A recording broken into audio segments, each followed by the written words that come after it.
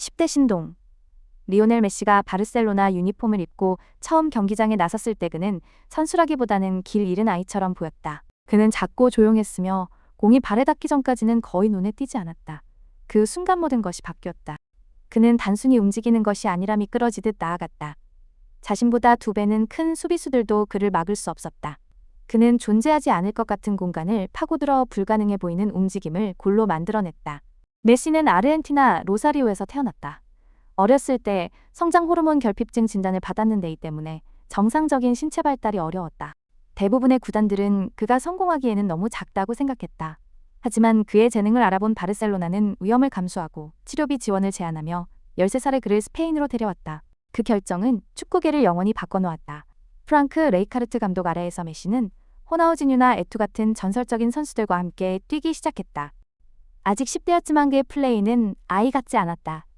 그는 폭발적인 스피드발에 붙은 듯한 볼 컨트롤 그리고 누구도 막을 수 없게 만드는 대담함을 지니고 있었다. 그는 두려움 없이 수비수들과 맞섰고 순수한 자신감과 즐거움으로 그들에게 돌진했다. 그리고 마침내 세상을 뒤흔든 골이 터졌다. 2007년 헤타페와의 경기에서 메시는 자기 진영에서 공을 받아 6명의 선수를 제치고 골키퍼까지 속인 뒤 골을 넣었다. 이는 월드컵에서 마라도나가 넣은 인생골과 거의 흡사한 득점이었다. 그날 이후 사람들은 그를 제2의 마라도나라 불렀다. 하지만 메시는 다른 누군가가 되려 하지 않았다. 그는 그저 자기 자신이 되어가고 있었다. 그것이 바로 두려움 없는 초창기 메시의 모습이었고 모든 것이 본능과 에너지 그리고 상상력으로 이루어졌다. 경기장에 나설 때마다 그는 꿈을 좇는 아이처럼 보였고 어떤 식으로든 그 꿈을 현실로 만들어냈다. 모든 것은 거기서부터 시작되었다. 훗날 축구계를 영원히 바꿀 10대 신동. 그리고 가짜 9번의 시대. 순수한 마법과도 같았던 몇 시즌이 지난 후 메시는 세상이 한 번도 본 적 없는 존재로 진화할 준비를 하고 있었다. 2008년 펩 과르디올라가 바르셀로나의 감독이 되었을 때 그는 메시를 보며 단순한 윙어나 스트라이커가 아닌 축구를 재창조할 열쇠를 보았다. 그는 메시에게 새로운 역할을 부여했는데 당시에는 이름조차 없던 역할이었다. 그는 메시에게 가짜 9번으로 뛸 것을 지시했다. 보통 등번호 9번은 최전방에 머물며 득점 기회를 노리는 중앙 공격수를 의미했다. 하지만 펩은 메시에게 정반대의 역할을 요구했다. 미드필드까지 깊숙이 내려와 공간으로 움직이며 수비수들을 혼란에 빠뜨려 그를 따라가야 할지 자리를 지켜야 할지 모르게 만드는 것이었다. 그것은 사소한 전술적 변화였지만 축구의 모든 통념을 깨뜨렸다. 메시가 수비수들로부터 멀어지자 그들은 당황하기 시작했다. 만약 수비수들이 그를 따라가면 그 뒷공간이 열려 동료들이 침투할 수 있었다. 만약 그들이 자리를 지키면 메시에게는 직접 득점하거나 기회를 만들 충분한 시간이 주어졌다. 어느 쪽이든 메시의 승리였다. 이 버전의 메시는 막을 수 없었다.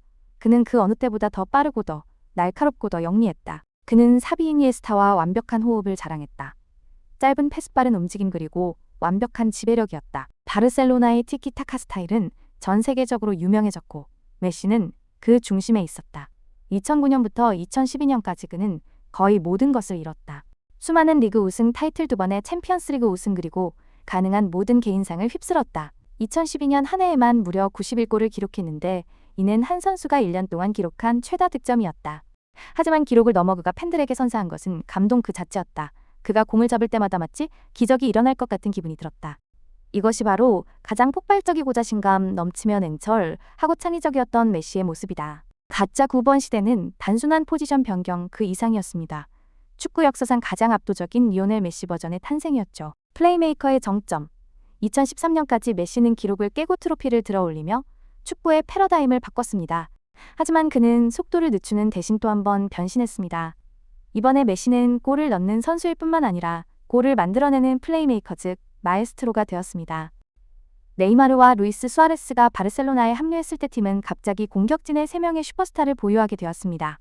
그러나 메시는 경쟁하는 대신 적응을 택했습니다. 그는 오른쪽 측면에서 더 깊숙이 내려와 다른 선수들이 앞으로 나아가는 동안 경기를 조율했습니다. 그 위치에서 그는 경기장 전체를 조망할 수 있었습니다. 그는 잠시 멈춰서서 주변을 살핀 뒤완벽한 패스 한 방으로 마치 존재하지 않는 것처럼 5명의 수비 라인을 무너뜨렸습니다. 보기에는 간단해 보였죠. 하지만 결코 간단하지 않았습니다. 메시의 패스는 아무도 풀 수 없는 수수께끼와 같았습니다. 그는 패스를 위장하고 한 박자 기다렸다 같음이 보이는 바로 그 순간 공을 찔러주었습니다. 그리고 어시스트를 하지 않을 때에도 그는 여전히 골을 넣었습니다. 골문 상단 구석으로 휘어지는 프리킥을 성공시키고 다음에 무슨 일이 일어날지 알면서도 막을 수 없는 수비수들을 제치고 드리블했습니다. 2014-2015 시즌은 그의 걸작이었습니다. 네이마르 수아레스와 함께 MSN 트리오는 라리가 코파 델 레이 챔피언스 리그에서 우승하며 트래블을 달성했습니다. 메시는 그해 약 60골과 27개의 어시스트로 시즌을 마쳤습니다. 그것은 가장 아름다운 형태의 축구였습니다. 빠르고 유연하며 막을 수 없었죠. 이것은 더 차분하고 지능적인 메시의 버전이었습니다. 덜 혼란스럽고 더 통제력이 있었죠. 그는 더 이상 모든 사람에게 무작정 돌진할 필요가 없었습니다. 그에게 필요한 것은 한 번의 시선, 한 번의 패스, 한 번의 순간이었습니다. 플레이메이커 메시는 정상에 오른 후에도 스스로를 재창조하고 어떻게든 더 나아질 수 있다는 증거였습니다. 캡틴 메시. 2018년이 되자 메시는 더 이상 어린 신동이나 막을 수 없는 득점 기계가 아니었습니다. 그는 더 깊이 있는 존재가 되었습니다. 리더 주장 그리고 바르셀로나 황금 세대의 마지막 불꽃이었죠. 그를 둘러싼 팀은 빠르게 변했습니다. 사비와 이니에스타는 떠났습니다. 새로운 감독들이 왔다가 각국 클럽의 경기장 방문제들이 드러나기 시작했습니다. 바르셀로나는 더 이상 예전의 완벽한 기계가 아니었지만 메시는 남았습니다. 그는 거의 혼자 힘으로 팀을 이끌었습니다. 팀이 골을 필요로 할 때 그가 골을 가져다 주었습니다. 희망이 필요할 때 그가 희망을 만들어냈습니다.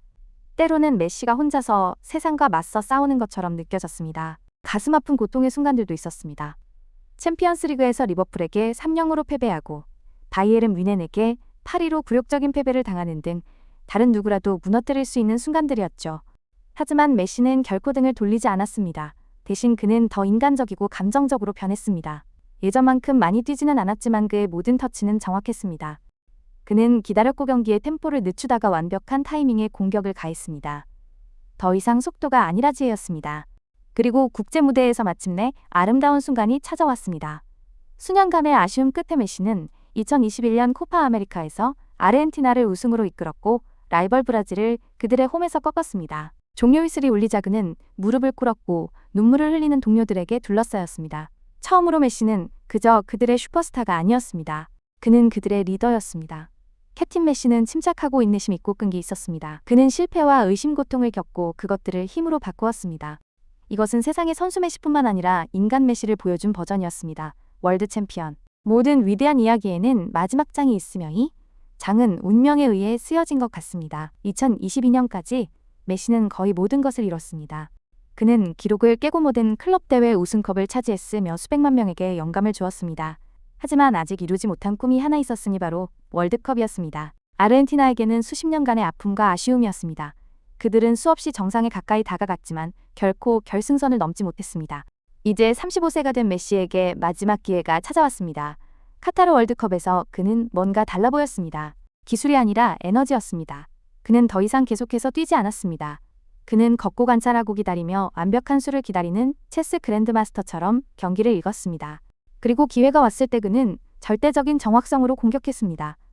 매 경기가 운명처럼 그를 앞으로 밀어주는 것 같았습니다. 멕시코와의 경기에서는 나라 전체를 일으켜 세우는 골을 넣었습니다.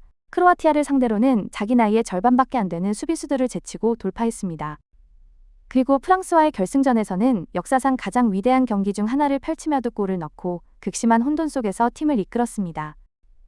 마침내 아르헨티나가 승리하고 메시가 월드컵 황금 트로피를 들어올렸을 때 세상은 숨을 멈췄습니다. 그것은 단순한 우승이 아니라 완성이었습니다. 너무 작고 너무 조용하고 너무 연약해 보였던 그 소년이 가장 큰 무대를 정복했습니다. 눈물과 미소 그리고 불꽃이 하늘을 가득 채웠습니다. 그 순간 메시는 단지 우승컵을 든 것이 아니라 축구와의 운명을 완수한 것이었습니다. 월드컵 챔피언 메시. 이 스포츠 역사상 가장 위대한 커리어를 위한 동화 같은 마무리였습니다. 그는 세계적인 아이콘이었습니다. 월드컵 황금 트로피를 들어올린 후 메시가 영원히 축구계를 떠났더라도 아무도 그를 비난하지 않았을 것입니다. 그는 모든 꿈을 이루고 모든 기록을 깨고 모든 의심을 잠재웠습니다. 하지만 대신 그는 새로운 장을 시작하기로 결정했습니다. 2023년 메시는 미국의 인터 마이애미로 이적했습니다. 명예나 돈 때문이 아니라 즐거움과 자유 그리고 축구에 대한 사랑 때문이었습니다. 그가 도착하자 경기장은 단 몇 분 만에 매진되었습니다. 팬들은 그가 경기장에 들어서는 것만으로도 눈물을 흘렸습니다. 유럽 축구를 한 번도 본 적 없던 아이들이 갑자기 그의 이름이 새겨진 핑크색 유니폼을 입었습니다. 그리고 유럽의 화려한 무대에서 멀리 떨어진 새로운 리그에서도 마법은 계속되었습니다. 프리킥은 여전히 완벽하게 골문 구석으로 빨려 들어갔습니다. 수비수들은 여전히 그가 지나갈 때 얼어붙었습니다. 하지만 이제 그 기쁨은 다른 느낌이었습니다. 그는 더 이상 아무것도 증명할 필요가 없었습니다. 그는 완전히 새로운 관중에게 축구의 아름다움을 공유하고 있었습니다. 경기장 밖에서도 그의 영향력은 커져만 갔습니다. 그는 축구의 글로벌 대사가 되어 수백만 명의 어린 선수들에게 영감을 주고 모든 대륙에서 축구가 성장하도록 도왔습니다. 그는 이미 역대 최고였습니다. 이제 그는 가장 사랑받는 선수가 되어가고 있습니다. 지금의 메시는 평온하고 만족하며 인간미가 넘칩니다. 그는 더 많이 웃고 더 밝아졌으며 평온한 눈빛으로 축구를 합니다. 로사리오의 거리에서 마이애미의 불빛까지 메시의 여정은 단순히 위대함에 관한 것이 아니었습니다. 그것은 사랑과 끈기 그리고 꿈을 절대 포기하지 않는 힘에 관한 이야기입니다. 그는 더 이상 단순한 축구 선수가 아닙니다. 그는 상징이며 그의 이야기는 앞으로 여러 세대에 걸쳐 전해질 세계적인 전설입니다. 시청해주셔서 감사합니다. 이 영상이 마음에 드셨다면 다음 영상도 분명 좋아하실 겁니다.